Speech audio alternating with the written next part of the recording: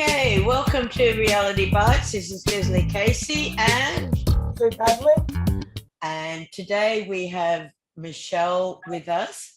And Michelle is a community housing tenant in New South Wales. And we're going to be talking about some of the issues that community housing tenants face in regards to the community housing providers. Now, for the purposes of this interview, we're going to keep Michelle as anonymous as possible. That's why you see a beautiful picture of a tree overlooking the water. It's just gorgeous. Rather than Michelle, as you see, Susan and myself. So welcome, Michelle. Hiya. And now, Michelle, you're a community housing tenant in New South Wales. Mm-hmm. And we won't say whereabouts in New South Wales. And you've had some major dramas with the house that is owned by the community housing provider. Is that correct? Mm-hmm. Yes. Would you like to expand a little bit more on that? Oh, I don't know where to start, really. There's just been so much. So when I first came to look at the house, I wasn't in a position to reject it. Now, I got to the front door and I could smell the urine. And I actually asked the fella that was here if the people had pets in the house. And he said he doesn't know. He'd have to wait until the girls come and show me through. I had to wait outside until they got here. Now, when I came into the house with them, they both had their hands over their noses because it stunk that bad. And they assured me that if anything had to be done to the house, they'd do it in a timely manner, etc. And they also tried to fob the smell off to me as cleaning chemicals from when the carpets were cleaned, which is not true. It was urine. So eventually I had the carpets replaced 2 weeks after I moved in, at least in the master bedroom, but not in the rest of the house. So that was one issue. Then there was the issue with the cockroaches, mice in the house. And then when the pest controller came out, he told me that there was rats also in the roof of the house because they paid for pest control. But that took a long time. That was done probably 4 months after I moved in the house, even though I started complaining when I first moved in. So they took their time with it. I've had issues with major flooding around the house and in the garage. Mold issues in the house now, which have actually been here since the start of my lease. I've emailed them since the start of my lease about the mold issues and they just ignore it. My hot water system, it was brown water coming out of the taps for months. My gas oven used to turn itself off and then it would still seep gas and then reignite itself, which is obviously very dangerous. That took me, I think, 6 months to have that fixed. My stovetop was too close to my cupboards and it was also gas. And when I was cooking one day on the element on the outer edge, because I've got children, I need more space, I need more pots on the stove. The fire from the element actually burnt the cupboard. Wow. So that took a really long time for me to get them out to change the stovetop, change the oven over. They changed it to electric eventually, but it just it's ridiculous the amount of time that it takes for everything. And then if you say anything to them about it, they threaten your lease. Wow. I have text messages and I have emails from my lease being threatened. I pay my rent every week. I don't owe money for rent. I pay my water bill. I don't have any money outstanding for repairs or anything. I would be what you would call a good tenant. The house is taken care of, the yard's taken care of. There's no damage or anything at all from any of us, and we've been in here for over a year now. But as soon as you say anything they don't like, they I feel like it's kind of like an abuse of power, if that makes sense, because everybody that's in community housing is on a periodic lease. So they use that to threaten you, to make you be quiet. Right. For the listeners and viewers, could you just quickly explain what a periodic lease is, please, Michelle? So a periodic lease is an ongoing lease. There's no formal end date. It just continues on. So as long as you continue to pay your rent and take care of the home, the lease continues. But they can terminate at any time? Yes, you can be. So you're not in a fixed term lease. So because you're not in a fixed term lease, when you're on a periodic, they can give you a Section 85, which is a no grounds eviction notice, and they give you 90 days to move out. Right. So that's under the Residential Tenancies Act 2010, a Section 85, and they can use that at any time because you're not in a fixed term lease. You don't have the security there of being on a fixed lease where they cannot do that. Do they, sorry, Michelle, but do they have to have circumstances in which they can enact Section 85? Or is it just, you know, they can do it because they can do it? They can do it because they can do it. It's literally no grounds. So they don't need a reason to end your lease under that law.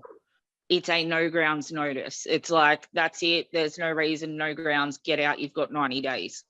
So then in that situation, you'd be very reluctant to seek any assistance in terms of maintenance and repairs. Definitely, but this is where I'm very knowledgeable about things, and I actually wanted to get into advocacy for tenancies, and I know that if I put in requests for repair, they don't do it. I've actually already taken them to NCAT and had a lot of repairs court ordered. I had to force them to do their job to fix this house to an extent. They still haven't done everything, but they've fixed some things. And if they kicked me out after that, it would be considered a retaliatory eviction, which is also against the law. So they can't exactly just go, right, well, you know, you've got a Section 85, get out, because I pay my rent, I take care of the house, I don't owe money for everything. They can't just, it would literally be a retaliatory eviction. Yeah. Right. And you were talking a little bit earlier about, you know, when it floods, when it rains, it floods. And as a result that you've got mold. And my understanding it's black mold, is that right? Some of the mold that I saw looked a bit like mildew, and then there was other mold, it looked like black mold. And that's where I kind of freaked out, because that's, you know, mildew in this type of weather can be pretty normal, but I've had mold since the start of my tenancy, and it's only getting worse. And now the black mold that's come up, it really freaks me out, because I've got children in my house. I've got young children, I've got myself, I have my carer, you know, so it's not good. It's very, very unhealthy. Right. And the children, are they getting sick as a result? I do have, some of my kids keep getting sick continuously. So they get sick and then they get over it, and then like a week or two later, they're sick again. Right. One of my children keeps getting headaches and dizzy spells, and the doctors, they don't know why. Oh. And then I found the mold and I was like, oh my God, this is probably why. Like, it's not healthy. You can't be inhaling those spores and not have it affect your body. Right. And what is the provider doing about the mold? Well, they sent a mold specialist out just recently, actually, in the last few days, because I emailed them and I said, if you don't sort this out and any more of my stuff is damaged, I will take you back to NCAT and you will be paying for it all. So I think they took that a bit, you know, they took it seriously, because they sent a mold specialist out, and he said, ideally, I need to have air conditioners and stuff in the house to control the internal climate. Yeah. He said that the humidity in the house was elevated and the dew point in the house was elevated. He also mentioned dehumidifiers, and I looked them up online, and they're on average $150 each for like a bedroom size one. But surely that should be the responsibility of the housing provider. A, they've let this go for so long and not rectified the issues. But B, if you purchase them, you're actually improving the house as an asset, which is not your responsibility, not to mention the cost. Look, they're about to put my rent up to $500 a week because I pay full market rent. So it's jumping up by $40 a week. And I know that there were air conditioners in this house before I moved in, and they'd removed them before I moved in. There was 2. And what did they ever give you a reason as to why they removed the air conditioners? No, but there was no curtains or anything in this house, no blinds, no curtains. I had to buy curtains for every window in the house, and there's like 15 windows or something. Wow. So it's the That's house is bad. literally empty when you move in. There is nothing. They take everything out of it. It doesn't matter if there's air conditioners, if there's curtains, even if somebody leaves up curtain rods, they will take them down and then charge the previous tenants for the removal. But why? Look, when I sold my home, the curtains and blinds went They with the stayed. house. Yeah. They stayed, and then it's up to the new owner as to whether they want to change them or not. You Yep. know, but as a tenant, I've never, in all 32 years that I rented before owning my own home, I've never entered a property without curtains or blinds. Never. No, well, usually I rent through real estates, but my circumstances have changed dramatically in the last couple of years, and you know, this was a last resort option that I had, and I've never experienced anything in my 16, 17 years of renting, anything like this. So under the current financial burdens that we have, how on earth are you going to absorb an extra $40 a week? Honestly, I already struggle with the $460 a week. I was renting a house through a real estate before I moved in here for $450 a week, and because of my incapacity to work at the moment, I was really struggling with that and having children, etc. And it's part of the reason why I was put in this house too, because I was deemed to not be able to afford housing in the private rental market. So they're charging you market rent, Yeah. refusing to do the repairs and maintenance in the main, Mm-hmm. ripped out the blinds, ripped out the air conditioner, which would have controlled possibly, and that's possibly why you now have mold, is because they ripped out the internal temperature that previous tenants may have been using via the air conditioners to regulate the temperature of the place. Yeah. And then they decide, oh, look, we're just going to put your rent up by $40 a week. Mm-hmm. That's a hell of a lot of money. Yep. Surely, can you challenge that? I'm going to, because they're basing it off the rental premises around the area that I'm in, and I'm not in a bad area, so to speak. But the problem is, what the fixtures that those houses have, I don't have in this house. Right. So I don't think it's fair that they base it off the rental market around me, because I don't have the fixtures that other people have in their homes. Right. I don't have air conditioners. I do have a dishwasher, but that's because I bought one myself, but there wasn't one here when I moved in. The space was there for it, but I purchased it myself. So, you know, they haven't provided that with the lease. They haven't got air conditioners. I don't have electric roller doors. I don't even have a security screen on my front door. So, wow. You know, plus I've got all these mold issues. The back of the house, the back of the yard continually floods. The garage floods. Which means you can't put anything in your garage of any sort of, unless you put it up high. Otherwise, it's just, those items are just going to continually be damaged. Yes. Wow. Have you heard from them since you've had the mold inspection as to what they plan to do? No. Not yet, no. Wow. The fella came out on Saturday morning, so. Right, okay, so today is Thursday. Yeah, and I wouldn't be leaving it too long if I were you. If they No. haven't contacted you by Friday, week because given the space because of Easter. Yeah. But the problem is you shouldn't have to be constantly chasing up these issues, considering that you're paying market rent. Yeah. I think it's irrelevant if you pay market rent or not. You're still entitled to have a house that's habitable, that is Yes. maintained adequately by the landlord. Like, it does Yeah. make me feel a bit worse in the situation because I am paying full market rent. They don't really have an excuse not to do the repairs and maintenance because my rent money would definitely cover it. Yeah. You know, like I've lived here for over a year now, and there's just no excuse. Well, It's very stressful. Absolutely. But the other thing, Michelle, is that the longer they leave these types of repairs, The surely worse it gets.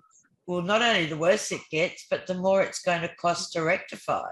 That's right. And I keep telling them that the more you bury your head in the sand, the more money it's going to cost you to fix it, because you can't ignore these issues. They need to be rectified when they're known of. Otherwise, it just gets worse and worse and worse and worse, and it costs more and more money. Right. Well, And rot set in a period of time. Pardon? That's they will end up with having rot set in because of the moisture. Rising damp. So, I mean, you know, you don't know what's going on under the surface. If you've got the mold, if it's not dealt with, then the rot sets in. So, you know, you're in a situation where one day it could just, you know, walls collapse on you. I mean, that's not good enough.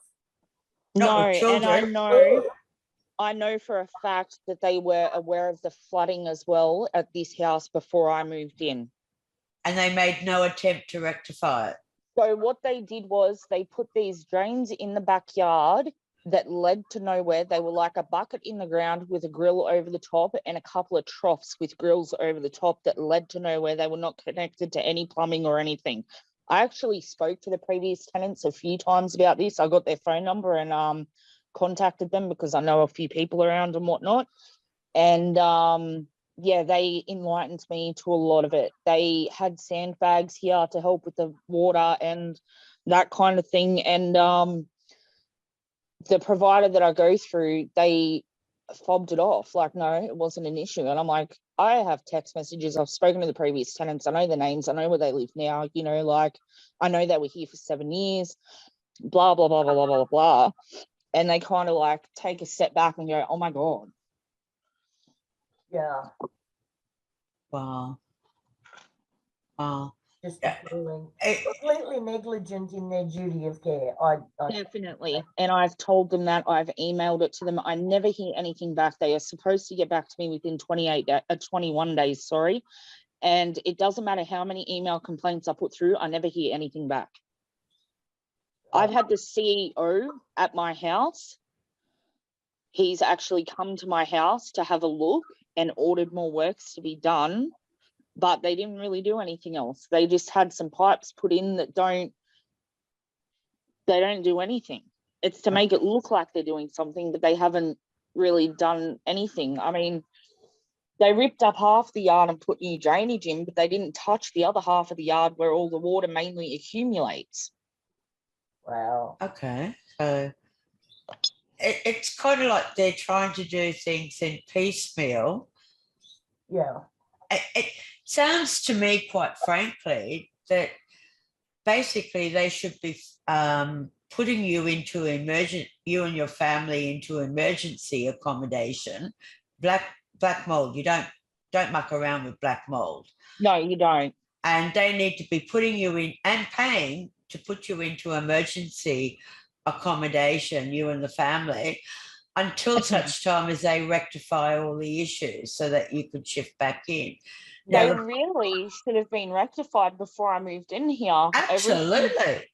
When they told me that they had a house for me, they said it was going to be 2 weeks away until it was ready. So, you know, I got everything ready at my other house to move, etc., organised removal, all that stuff. And they ring me up and they're like, oh no, it might be 3 months away. And I'm like, well, no, I have a no grounds eviction notice. They need to do repairs in the house. There's asbestos in here because it was an old house.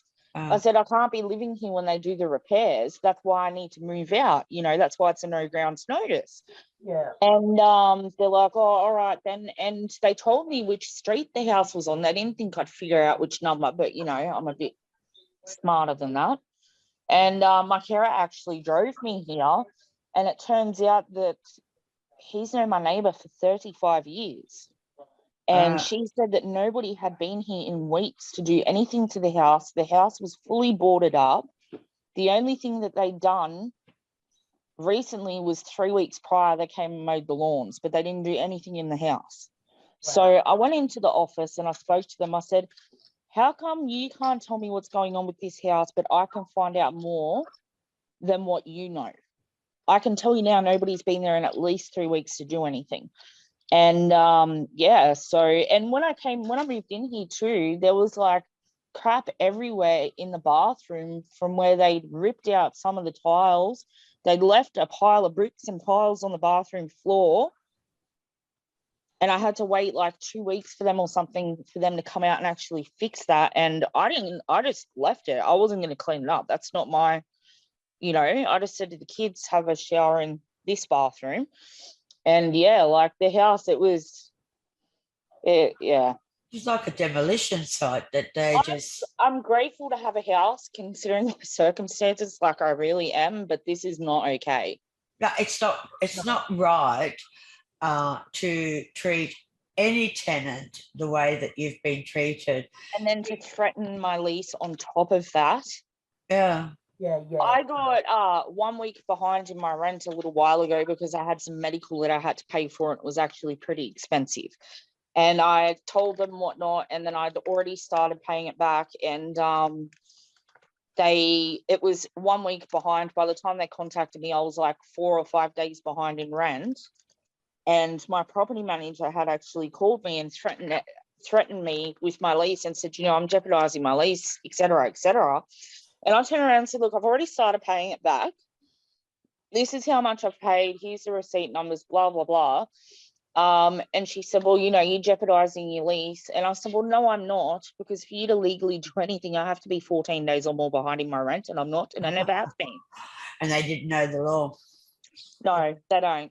Pays to know the law. You mentioned NCAP.